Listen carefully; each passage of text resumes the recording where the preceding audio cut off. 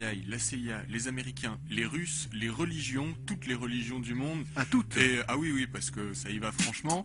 En gros, tous les puissants, qu'est-ce qui les réunit tous au sein de la même conspiration, en tout cas pour certains? C'est le projet Bluebeam, initié par la NASA. Un projet absolument hallucinant pour imposer une religion du nouvel âge avec la venue de l'Antéchrist. Rien que ça.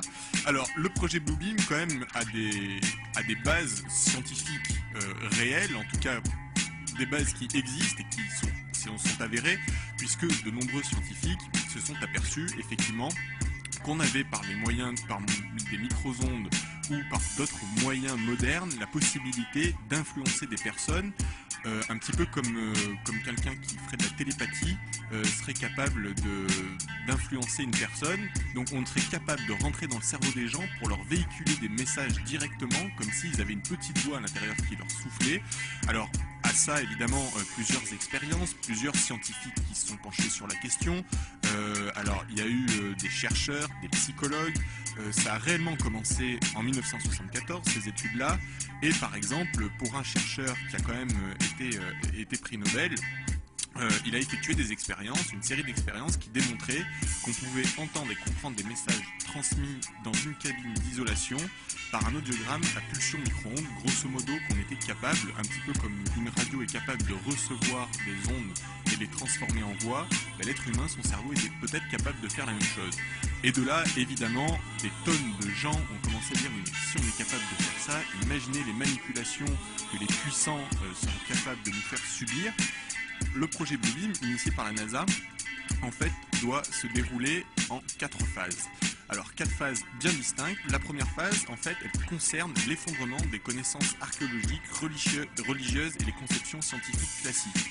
En fait, il faut que des nouvelles découvertes démontrent que l'erreur fondamentale des doctrines traditionnelles est réelle et que cette falsification de l'information a pour but de convaincre tous les peuples que les enseignements religieux ont été mal interprétés ou détournés depuis il y a siècles. Grosso modo, que la religion nous ment depuis toujours, et ce, toutes les religions. Il n'y en a pas une seule qui nous a dit la vérité. Alors, beaucoup de théories conspirationnistes, tu le disais, sapent également le fondement des religions traditionnelles et préparent le terrain à la religion mythico-scientifique, comme l'appellent les conspirationnistes, une religion qui engloberait toutes les croyances, y compris l'athéisme, dans un très puissant mouvement de pensée mondialiste, rien que ça. Alors, cette phase consiste à tirer violemment de certaines illusions les populations, de leur faire perdre pied, et de leur offrir la seule vraie religion qui réconcilie, soulage et apaise tout le monde. Alors, il s'agirait d'une religion unitaire, avec toutes les disciplines et tous les courants de pensée réunis, qui serait l'équivalent de l'idée de science de la Grèce antique, sauf que, à la différence de la science de la Grèce antique, elle n'émergerait pas naturellement d'un contexte culturel, mais serait artificiellement implantée ou imposée après une profonde déstabilisation psychique des populations.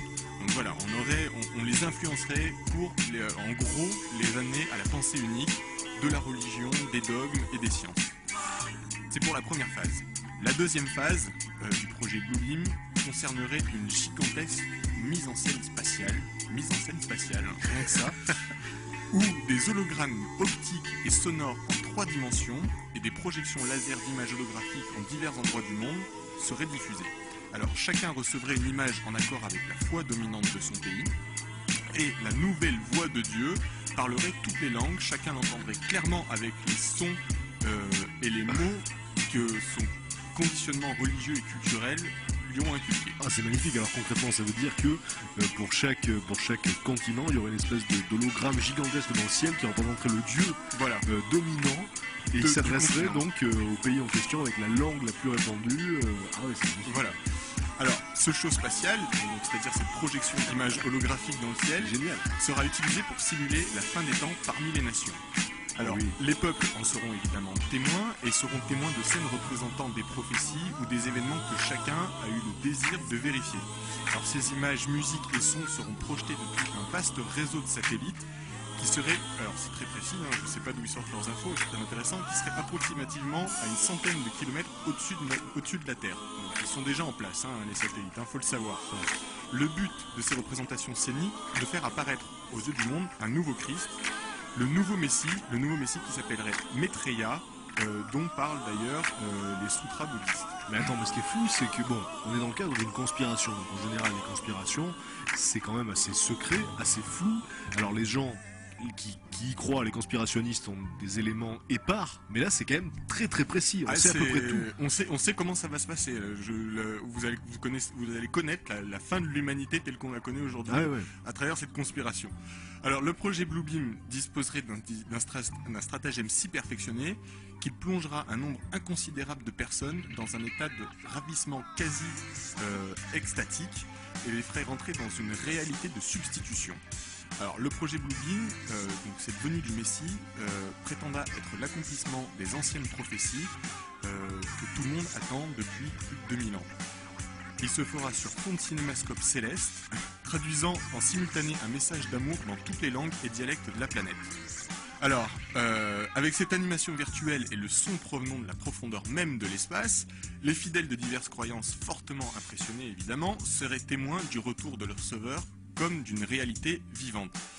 Ensuite, les projections de Jésus, Mahomet, Bouddha, Krishna, enfin toutes les divinités se fondront en une seule figure.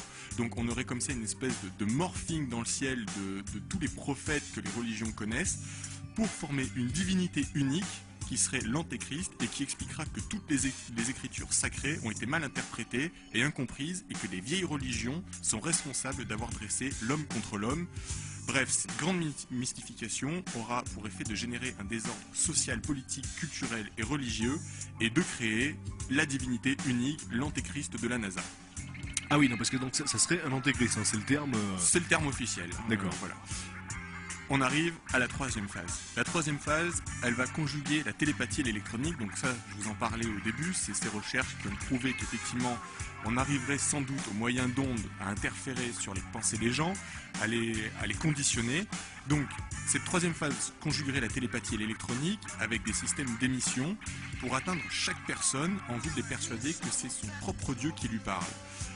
Donc grosso modo, chacun entendrait une petite voix, un petit message et serait convaincu de recevoir un message divin. En fait, le but est de former ce qu'on appellerait la pensée artificielle diffuse.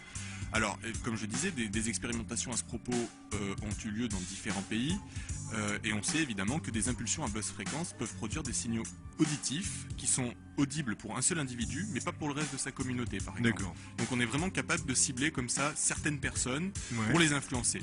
Et là, on arrive à la quatrième phase. Alors, la quatrième phase, ça serait un concentré de manifestations surnaturelles. Alors, il y aurait 3 leurres différents. Le premier leurre, ça serait une invasion extraterrestre qui surviendrait au-dessus de chaque ville, au-dessus de chaque grande ville du monde. C'est brillant comme... C'est brillant, ça réunit tout. Invasion extraterrestre au-dessus de chaque grande ville du monde. Le second leurre, ça serait de faire croire aux chrétiens qu'un merveilleux événement va survenir sous la forme d'une intervention extraterrestre bénéfique, ça dans le but de protéger les terriens d'un démon impitoyable. Oui. Alors le but de ce second leurre, évidemment, de cette manœuvre, c'est de rassembler d'un seul coup tous les opposants à l'ordre mondial juste avant le début du spectacle céleste, c'est lui dont on parlait tout à l'heure. Le troisième point de cette quatrième phase est l'usage global de tous les moyens de communication modernes pour diffuser des ondes. Alors tous les moyens, c'est téléphone portable, radio, internet, bref, tout ce qu'on a, talkie-walkie, tout ce qui existe, pour diffuser des ondes visant à déstabiliser psychiquement les populations au moyen d'hallucinations individuelles et collectives. Et c'est là que le projet Bluebeam devient extrêmement pervers, puisque une unité artificielle des peuples permettrait de régler les problèmes urgents, lesquels évidemment ont été de toute façon créés de toutes pièces, donc faciles à régler. Et donc, on arrive là à la fin du projet Bluebeam, qui a pour conclusion qu'après la nuit des 1000 étoiles, c'est comme ça que l'appellent les conspirationnistes, et à la suite de tous les bouleversements mondiaux, que la population mondiale soit prête à accueillir un nouveau messie en chair et en os, un cyber Rockefeller comme il l'appelle, faussement extranéen, puisqu'en fait il ne serait pas extraterrestre du tout, et qu'on suppliera de rétablir l'ordre et la paix à n'importe quel prix, mais surtout évidemment au prix de notre liberté individuelle.